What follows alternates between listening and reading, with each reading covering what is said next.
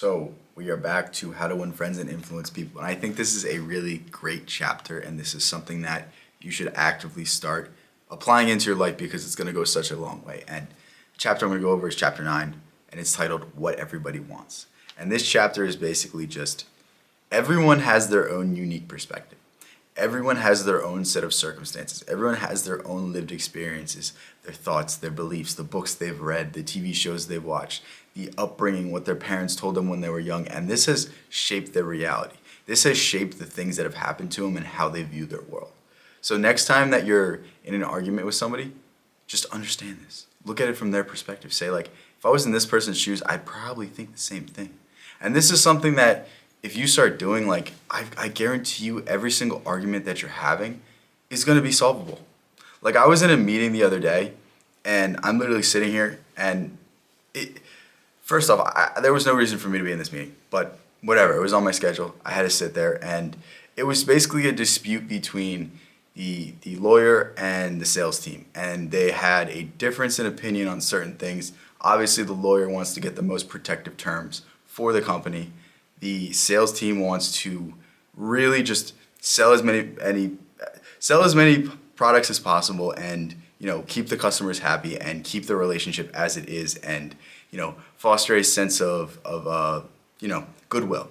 And the dispute was over something so small, and they were arguing for the longest time about, oh, we don't want to do this because the second we say we need to sign and renew our contract, the person's going to ask us to lower prices. And the lawyer, instead of saying, like, no, but we need these terms here because we need to be protected as a company, is like, wait, that makes a lot of sense. I get why you guys are saying this because you need to protect your own neck.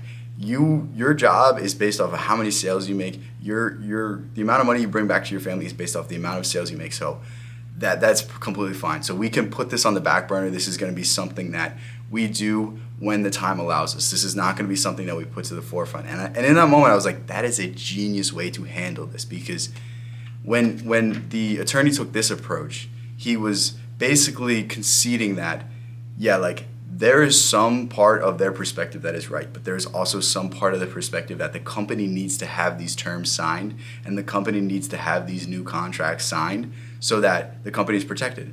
But it has to be a balancing act. It can't be at the expense of the business. It can't be at the expense of the sales team or their just relationship with the client. And when I was thinking about this moment, I was like, wow, that was handled masterfully. Because if I was in the attorney's shoes, I would have been just, no, we need this to be here because we need these signatures and we need these things because we need these terms to protect the company. And I don't think I would have taken the approach he took, but it was done masterfully. And even though he was right, the sales team was right, because he started off with this agreement, because he said, oh, we don't have to do this right away.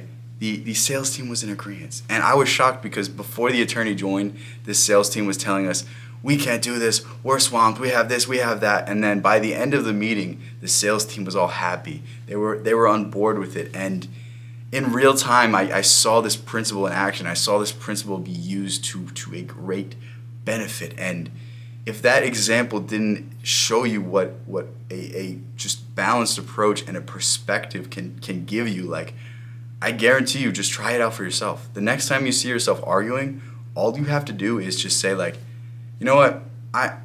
If I was in your shoes, I'd probably feel a similar way.